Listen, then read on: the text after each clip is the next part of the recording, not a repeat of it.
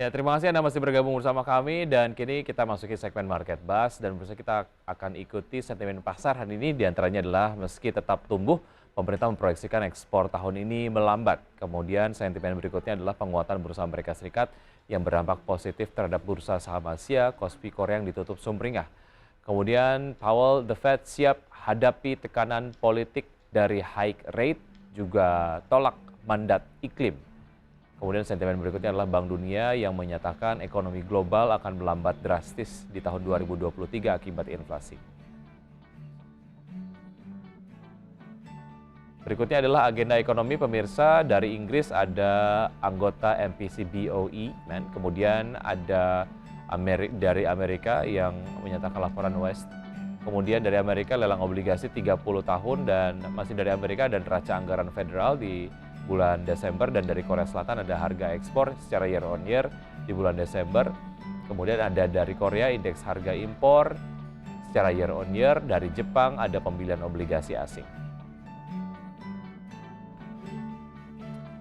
Dan berikutnya adalah agenda emiten yang Adaro yang menggelar tanggal pembayaran dividen tunai interim Adaro Energi Indonesia Tbk, IPCC tanggal pembayaran dividen tunai interim PT Indonesia Kendaraan Terminal Tbk dan PBRX, tanggal KUM HMETD Pan Brothers Tbk, kemudian ada TRIN tanggal akhir perdagangan HMETD, PT Perintis Trinity Property Tbk, kemudian juga ada Trio yang melakukan pemberitahuan RUPS rencana Trikomsel OK Tbk.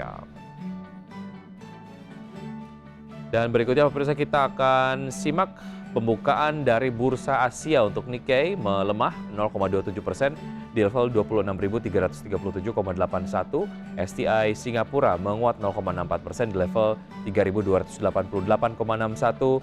Kemudian Kospi dibuka di level 2.395,48 dan Hang Seng menguat 0,36% di level 21.514,1. Pencabutan PPKM yang dilakukan oleh pemerintah memberikan efek positif terhadap kinerja sektor properti dan retail, sebab diperkirakan berpotensi mengalami kenaikan okupansi pengunjung sejalan dengan kenaikan mobilitas masyarakat. Pencabutan PPKM yang dilakukan pemerintah memberikan efek positif terhadap kinerja sektor properti dan retail, sebab diperkirakan berpotensi mengalami kenaikan okupansi pengunjung sejalan dengan kenaikan mobilitas masyarakat. Untuk sektor properti memang saat ini masih tertekan tingkat inflasi, namun Bank Indonesia kembali memperpanjang pelonggaran rasio loan to value dan financing to value untuk kredit kepemilikan rumah atau pembiayaan properti maksimal 100% hingga 31 Desember 2023. Hal ini sebagai langkah antisipatif terhadap dampak dari kecenderungan kenaikan suku bunga acuan BI di akhir tahun 2022 hingga awal 2023. Sentimen lainnya berasal dari data indeks permintaan properti komersial yang mencatatkan pertumbuhan sejak pandemi. Pada 2020, indeks permintaan properti komersial berada di 101,81.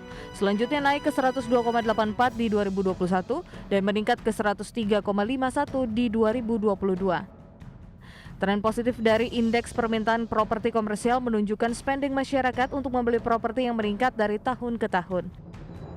Sementara sektor retail sepanjang 2022 rata-rata indeks keyakinan konsumen atau IKK berada di 119,8 dibanding rata-rata IKK pra-pandemi pada periode yang sama yakni 124,5. Hal ini menunjukkan pemulihan konsumsi masyarakat ke level pra-pandemi. Di sisi lain memang ada juga sentimen inflasi yang bisa menghambat, akan tetapi tren inflasi diperkirakan akan menurun mengingat inflasi secara bulanan sempat mengalami deflasi sebesar 0,11% secara bulanan di Oktober 2022 dan relatif landai sebesar 0,09% secara bulanan di November 2022.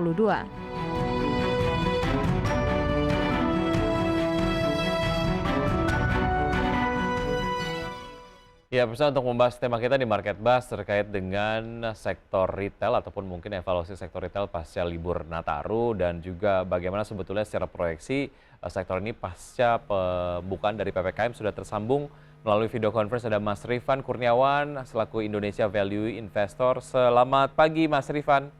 Selamat pagi Mas Vicky. Baik, terima kasih sudah bergabung bersama kami di Market Buzz. Selamat tahun baru ya, semoga kita sehat selalu.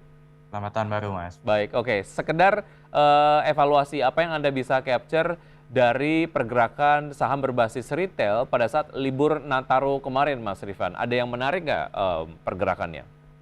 Ya, kalau kita bicara soal sektor retail ini memang bergerak mix ya, Mas Vicky ya. Jadi kalau misalkan di tengah kenaikan inflasi kemarin ya, apa namanya sepanjang tahun 2022, ada saham-saham yang memang bergerak uptrend ya, seperti misalkan kayak Alfamart ya, kemudian juga MAPA, MAP Aktif Perkasa, MAP Aktif Adi Perkasa. Ya, tapi juga ada beberapa saham yang memang bergerak turun ya, seperti misalkan S-Hardware atau Ramayana gitu ya. Nah, jadi memang sepanjang libur Nataru kemarin karena memang indeks harga saham gabungan juga bergerak negatif ya, ini sedikit banyak menghambat pergerakan harga saham-saham retail gitu. Cuman kalau saya ngelihatnya memang dengan kenaikan inflasi, kenaikan suku bunga sepanjang tahun 2022 kemarin, ini memang ada beberapa emiten yang apa namanya yang terhambat lah ya kinerjanya. Tapi di tahun 2023 ini kalau menurut saya dengan inflasi yang mulai bisa dikendalikan, laju suku bunga juga relatif lebih soft ya. Ini bisa menjadi katalis positif juga bagi sektor retail, Mas Wiki. Oke, lalu bagaimana dengan sektor berbasis properti begitu komersial? Bagaimana Anda melihat dampaknya juga, Mas Rifan? Apakah ini juga terlihat pada saat Nataru kemarin? Ya, untuk sama halnya kalau misalkan properti komersial, misalkan kita bicara soal BES atau Demas, memang harga sahamnya kan koreksi ya kemarin ya. Demas misalkan karena setelah pasca pembagian dividen interim ya, harga sahamnya juga sempat terkoreksi dan ya memang belum menunjukkan belum diapresiasi oleh market ya sampai dengan saat ini. Tapi saya setuju bahwa di tahun 2023 ini untuk sektor properti, terutama properti komersial ya, kalau saya lihat, ini memang ada katalis positif lah yang bisa kita cermati untuk di tahun 2023 ini, ya terutama dengan perkembangan misalkan perkembangan data center, terus kemudian juga pelonggaran PPKM yang tadi juga sudah disebutkan. Ya, jadi saya melihat bahwa ke depannya sektor properti komersial ini juga menarik untuk diperhatikan, Mas Wiki. Baik. Kembali ke sektor retail, Mas Rifan, di tengah tren inflasi yang tinggi begitu, ataupun mungkin tren kenaikan inflasi dan juga suku bunga yang juga naik begitu ya. Bagaimana Anda melihat implikasinya terhadap sektor retail sendiri? Ya, jadi kalau saya coba ambil data ya, ini saya coba ambil data penjualan retail, pertumbuhan penjualan retail di Indonesia ini saya ambil dari salah satu web tradingeconomics.com. Di sini memang terlihat di sepanjang tahun 2022 so far sebenarnya masih bertumbuh, Mas Wiki. Nah, cuma pertumbuhannya itu bergerak melambat. Jadi artinya misalkan kalau kita ukur dari awal tahun ya, awal tahun 2022 kemarin pertumbuhan year on year itu kurang lebih masih sekitar 13 sampai dengan 14%. Ya, tapi menjelang akhir tahun, terutama di semester 2, ya pertumbuhannya itu softening, ya melambat. Itu menjadi sekitar 3 sampai dengan 4%. Nah, ini memang sedikit banyak juga mempengaruhi kinerja beberapa perusahaan retail ya. Saya ambil contoh misalkan MPPA atau RANC gitu, yang di sepanjang tahun 2022 malah memang merugi gitu. Ada juga beberapa emiten yang seperti misalkan S-Hardware, Ramayana, Era yang kinerja secara kuartalannya meskipun dia masih mencetak untung, tapi profitabilitasnya agak menurun. Nah, memang ada juga di sisi lain beberapa emiten yang masih lebih resilient ya terhadap kenaikan inflasi dan suku bunga ya, seperti diantaranya adalah MAPA dan Alfamart yang meskipun di tengah kenaikan inflasi, di tengah kenaikan suku bunga, keduanya masih tetap bisa mempertahankan bahkan meningkatkan kinerjanya, Mas Wiki. Jadi memang mix nih kalau saya lihat. Oke, dari beberapa emiten retail yang Anda tadi sebutkan, ataupun saham retail yang Anda tadi sebutkan begitu, ini mengerucut ke saham-saham yang menarik untuk bisa dicermati, untuk bisa dikoleksi, atau seperti apa, Mas Rifan? Ya, jadi kalau misalkan untuk teman-teman investor yang ingin berinvestasi di sektor retail ya, dan memang tipikalnya misalkan yang trading atau misalkan untuk yang growth investing, memang MAPA dan Alfamart ini bisa menjadi pilihan gitu ya. Tapi kalau misalkan untuk teman-teman investor yang mungkin profil risikonya lebih lebih konservatif, lebih saya nggak pengen ambil saham yang udah naik tinggi, saya pengennya cari yang lebih aman gitu ya. Mungkin bisa pilih beberapa emiten lain seperti misalkan Ramayana, S Hardware atau Era yang memang secara kuartalan tadi saya sebutkan sempat mengalami penurunan karena kenaikan inflasi, tapi ketika kenaikan inflasi dan kenaikan suku bunga ini sudah mulai melandai di tahun 2023, harapannya adalah emiten-emiten ini juga bisa mencatatkan kinerja yang lebih baik lagi di kuartal-kuartal berikutnya. Nah, harapannya adalah